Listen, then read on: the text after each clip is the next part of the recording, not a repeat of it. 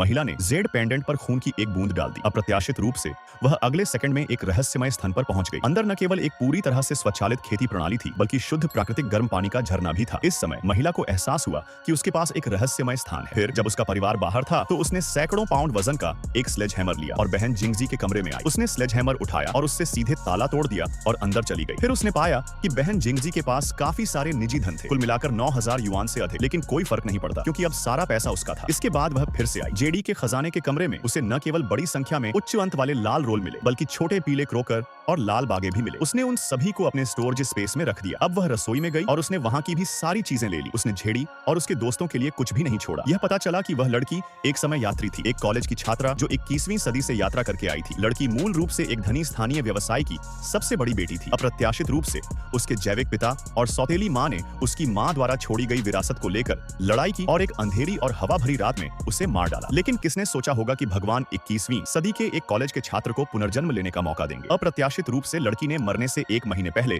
पुनर्जन्म लिया। फिर उसने सुना कि झा डैड उससे विरासत जिंग म्यू को सौंपने के लिए कह रहे थे। लेकिन एक कॉलेज की छात्रा जिसको भविष्य के बारे में सब कुछ पता था, वह इस तरह के अपमान को कैसे सहन कर सकती थी। उसने दरवाजा खोलने के बाद बिना कुछ कहे जिंग म्यू को थप्पड़ मारा। झा डैड उस लड़की को तुरंत सबक सिखाना चाहते थे। अप्रत्याशित रूप से महिला ने अपनी माँ की वसीयत का जिक्र किया। चूंकि विरासत अभी उसके हाथ में नहीं थी, इसलिए झा डैड ने इस बार उसे जाने देने का फैसला किया। लेकिन डिनर टेबल पर झा डैड ने महिला को विरासत जिंग म्यू को सौंपने की योजना बनाना शुरू कर दिया। यह देखकर कि झा डैड का परिवार विरासत पर कब्जा करने के लिए इतना उत्सुक था, लड़की ने एक गुप्त चला चली ताकि उन्हें कुछ न मिले। उसने झा डैड से कहा कि वह विरासत सौंप सकती है, लेकिन उसे 3 शर्तों पर सहमत होना होगा। पहला 10,000 युआन का बैंक नोट था, दूसरा स्पेस पावर वाला जेड पेंडेंट था और तीसरा झा डैड के साथ तलाक के समझौते पर हस्ताक्षर करना था ताकि विरासत मिलने के बाद आपको इसका हिस्सा न मिले। झा डैड ने तुरंत इतनी अच्छी बात मान ली। जैसे ही सभी चले गए, महिला जेड पेंडेंट पर खून गिराने के लिए इंतजार नहीं कर सकी और तुरंत रहस्यमय स्थान को सक्रिय कर दिया। उसने घर खाली करने और कुछ सालों तक अंतरिक्ष में रहने की योजना बनाई। अगले दिन वह स्टॉक करने के लिए स्टोर पर आई। पालक, चीनी गुलदौदी, फूल गोभी और भी जरूरत की सभी चीजें ले ली। अब वह उस रहस्यमय जगह पर जाने के लिए तैयार थी। नेक्स्ट पार्ट के लिए सब्सक्राइब करें।